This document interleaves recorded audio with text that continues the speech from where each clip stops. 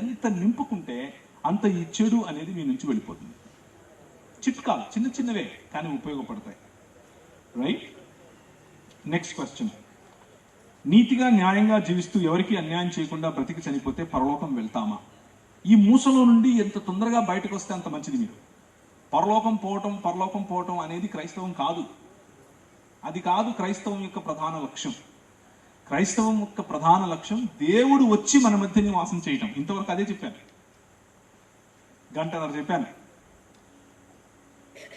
మనం చనిపోయి ఎక్కడికో వెళ్తాం అన్నది చెప్పింది ఎవరు అని అంటే ప్లేటో అనే ఫిలాసఫర్ చెప్పాడు. నియో ప్లెటోనిజం అనే పేరుతో అది మన మధ్యలో ఒక మత రూపంలో ఉంది. క్రైస్తవం అది చెప్పదు. దీన్నే మ్యానికీయిజం అని కూడా పిలుస్తారు. అది చెప్పదు క్రైస్తవం చెప్పేది ఏమిటి అని అంటే దేవుని రాజ్యం, పరలోక రాజ్యం మన మధ్యకు వస్తుందని. ఆయన ఎక్కడ ఉంటే భూమి ఆకాశములను కలిపేటటువంటి ఆయన సన్నిధి మనకు పరలోకం. ఇక్కడ ఇప్పుడు మనం దాన్ని అనుభవించవచ్చు. ఇక్కడ ఇప్పుడు ఆయన సన్నిధిని మనం అనుభవించవచ్చు, ఒకరికి ఇవ్వచ్చు. అది సాధ్యం.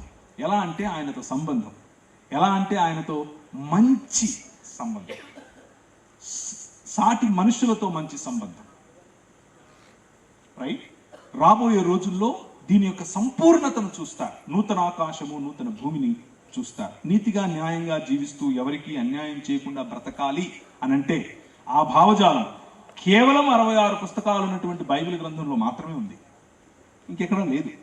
నేను చూశాను, అన్ని చూసిన తర్వాత చెప్తున్నాను వీలైనంతగా.